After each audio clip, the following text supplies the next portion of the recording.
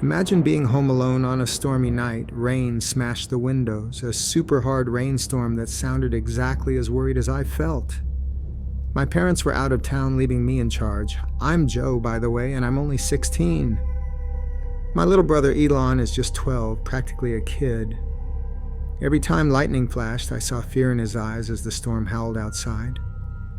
We tried to forget that we were scared.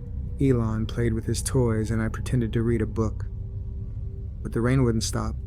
It was the only sound, like a never-ending drum solo. It felt like the storm knew we were all alone, just like how scared we felt. Suddenly, the lights flickered and then went completely dark. The house was like a giant cave with only the occasional lightning flash to see anything. The fear we'd been trying to ignore exploded like a firecracker, and it filled the whole room, just as thick and heavy as the darkness around us. Trapped in the dark house, the storm raged on outside. We were all alone, and a creepy feeling wouldn't leave us. It felt like something bad was about to happen. The rain was so loud, like a million small drums beating on the roof. But then, under all that noise, I heard something else. It wasn't the storm, it sounded like footsteps, splashing in the puddles outside. At first I thought I was just imagining things, but the footsteps got closer and clearer. It was like whoever was making them was walking right towards our house. They were slow, heavy steps echoing strangely in the quiet house. My whole body tingled with fear. Elon looked at me, his eyes wide with fear. I put a finger to my lips, telling him to be quiet. We both listened, the sound of our breathing seeming extremely loud in the quiet room. The footsteps continued, growing louder with each passing second. It was clear now. We weren't alone. Someone or something was outside our house, and it was getting closer. I moved towards the window with Elon holding my arm. Through the rain-streaked glass, I saw it. A shadowy figure stood still in the heavy rain, its gaze fixed on our house. The sight sent a chill down my spine, a feeling of fear washing over me. Panic hit me like a wave. My hands shook like crazy as I grabbed my phone to call for help, dialed 911. But then I remembered the storm. The phone lines were probably down. The dial tone just kept beeping, making me feel even more alone. We were completely cut off. There was no way to call anyone. Through the window, I saw the figure slowly creep closer to the house. Every step echoed in the dead silence, like something out of a scary movie, only this was real life. It stopped right by the front door, a dark shadow against the night. I knew I had to do something. I couldn't just freeze up, not with Elon depending on me. I grabbed a kitchen knife from the drawer, the cold metal feeling weird but kind of calming at the same time. I looked at Elon, his eyes wide with terror. I whispered, "Stay here," and with a deep breath, I stepped out into the storm. The rain came down, soaking me through in no time. I looked through the heavy rainfall, looking for the shadowy figure, but it was vanished. The front door was empty, no sign of it anywhere. Relief flooded over me, but then a creepy chill ran down my spine. Where'd it go? Was it still out there watching us? Questions popped up in my head, each one making me more scared. But I had to act strong for Elon. Taking a deep breath, I held the knife tighter and stepped back inside, ready for whatever came next. We rushed back in, hearts beating like drum solos. I slammed every single lock on every door, double-checking them all just to be safe. The house was quiet now, except for the rain smashing on the windows, but every creak of the floorboards, every whoosh of wind against the house, it all sounded huge. It felt like even the house itself was freaking out. Elon wouldn't let go of my arm, his tiny hand squeezing mine really tight. We crept through the whole house, checking every room and every closet, but the creepy figure was gone. Poof! Like magic! The night stretched on forever, and the scary feeling wouldn't go away. Every shadow looked like a monster, and every creak of the floorboards sounded like footsteps. We couldn't sleep, not a wink. We just sat there in the living room waiting for the sun to come up, scared to even breathe. The storm howled outside, not caring one bit about how scared we were. Stuck inside our own house, we felt like prisoners waiting for something bad that might happen, or maybe wouldn't. But either way, it wasn't good. As the first light peeked through the window, the storm finally gave up. The rain washed everything outside clean, making the world sparkle. But our relief vanished faster than a soap bubble. Right outside our house, we saw muddy footprints, a creepy reminder of the scary night before. They were all over the place, like someone walked around our house a bunch of times, not caring that we were inside. Those footprints made me shiver. They were proof that the danger was real and that our fear wasn't just in our heads. We didn't feel safe in our own house anymore. We had no idea who made the footprints or why they came to our house. These questions stayed with us like a bad smell, making us feel scared all the time. The memory of that rainy night wouldn't leave us alone like a dark cloud hanging over our heads. But in the end, we had a story about a crazy storm, about being scared but brave, and about a mysterious visitor. It was a story we'd never forget, a chilling reminder of the night we faced our fears. Hey, it's Bella here, stuck at home alone during this crazy storm. Rain's going nuts on the roof, each drop like a drum set going off in the quiet night. As a reporter, I've seen a lot, but tonight? Yikes. Thunder's exploding outside, bouncing around the empty rooms like a monster echo. I tried burying myself in a book, but forgot it. The storm's just too loud.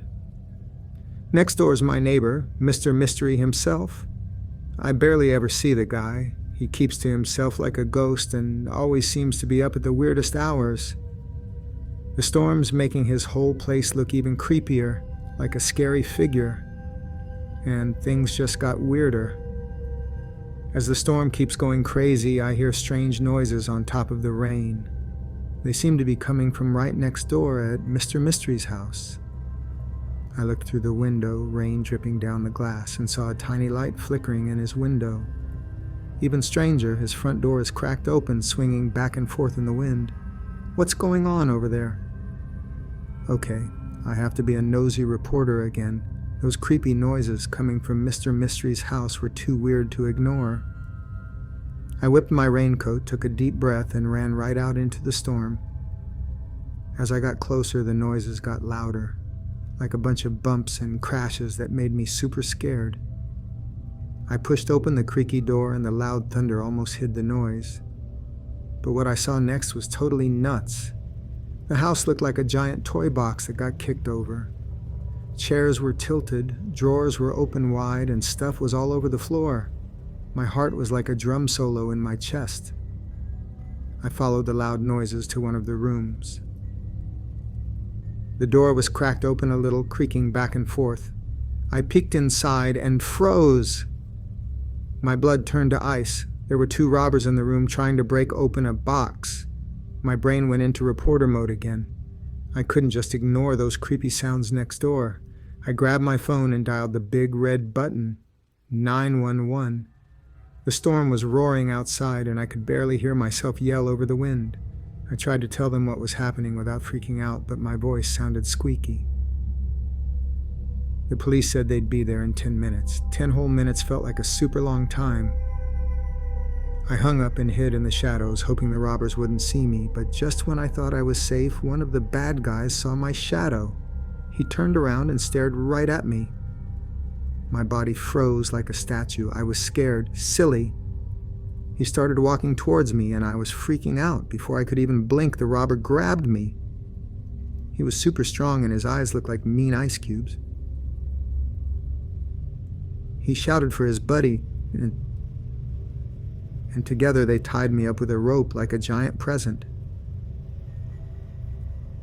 I tried to fight back, but it was useless. The rope cut into my skin, and the more I squirmed, the tighter it became. They left me there all tied up, feeling totally helpless while they kept on stealing stuff. They acted big and bold, like they had all the time in the world. All I could do was hope the police got there super fast. Just as the bad guys were about to make a break for it, whoosh! The sound of police sirens filled the air. The look on their faces, it was like someone stole their ice cream. The police burst into the house, guns drawn and ready for action. The thieves were totally surprised.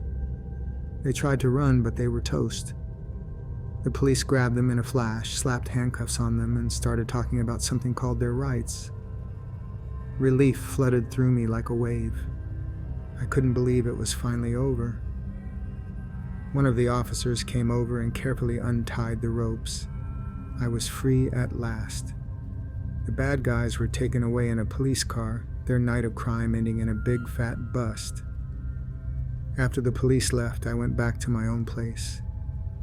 Everything felt super quiet after all that craziness. I was totally shaken, but at least I was safe. The storm continued to rage outside, but compared to what I just went through, it didn't seem so scary anymore. The rest of the night was spent snuggled up in my comfy bed, listening to the rain drumming on the window. Every now and then, a creak or groan from the house would make me jump, but then I'd remember I was safe.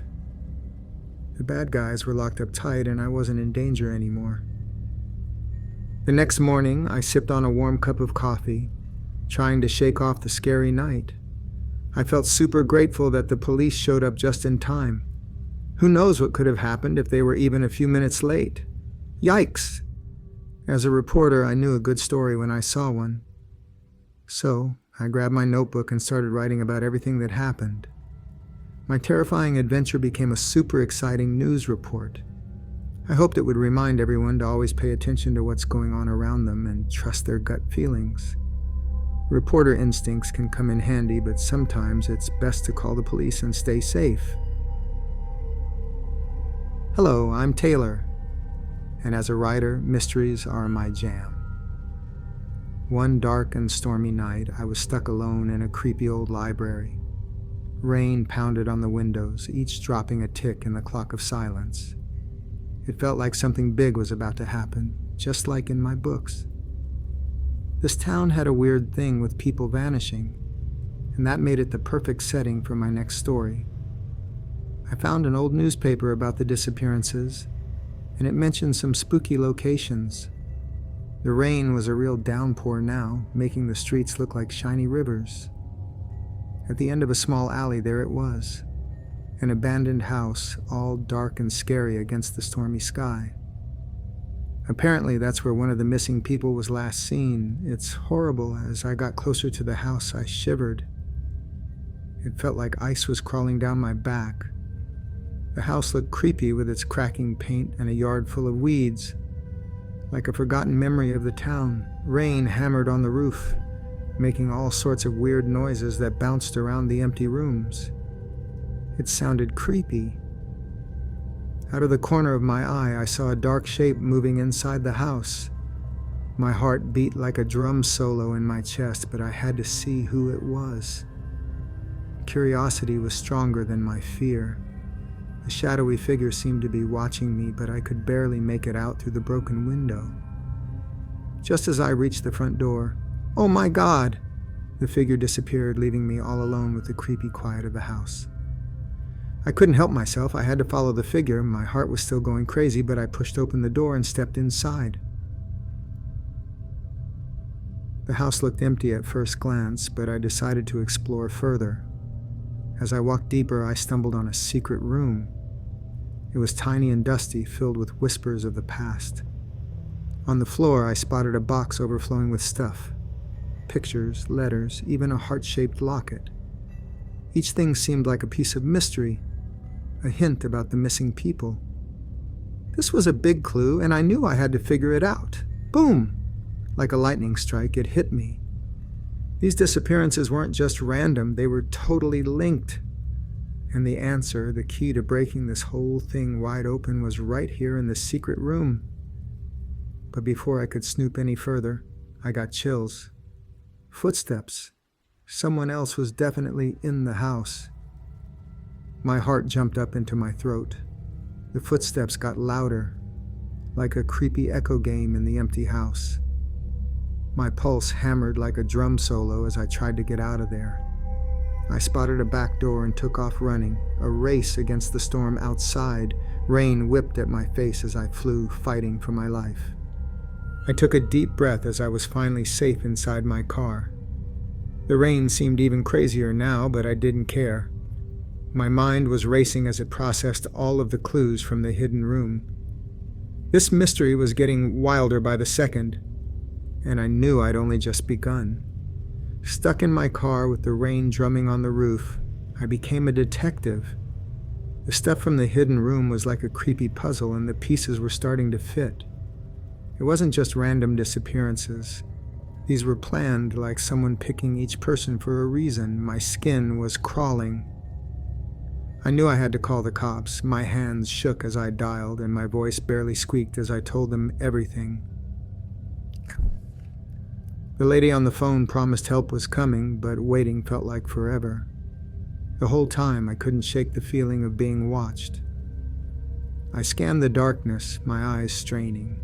And then, bam! A shadowy figure stood at the edge of the property, staring right at me. It was the same creepy figure from the house. My breath hitched in my throat. This was really bad. Panic grabbed me, but I wasn't giving up. I jumped in my car and floored it towards the figure, but it vanished like smoke in the storm. By the time the police showed up, there was nothing to see. They took my story down, promising to look into things. As I drove away, I couldn't help but steal a glance back at the house. It loomed there, dark and scary, a reminder of the crazy night I just had. The whole thing freaked me out, but it also gave me a super cool idea. I wrote a whole book about it, a mystery so scary it became a bestseller. It was all about a rainy night that turned into a total nightmare.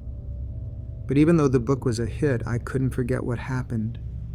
The fear, the chase, the creepy figure, it all stuck with me. A reminder that sometimes the scariest things are real. And that's the end of my story.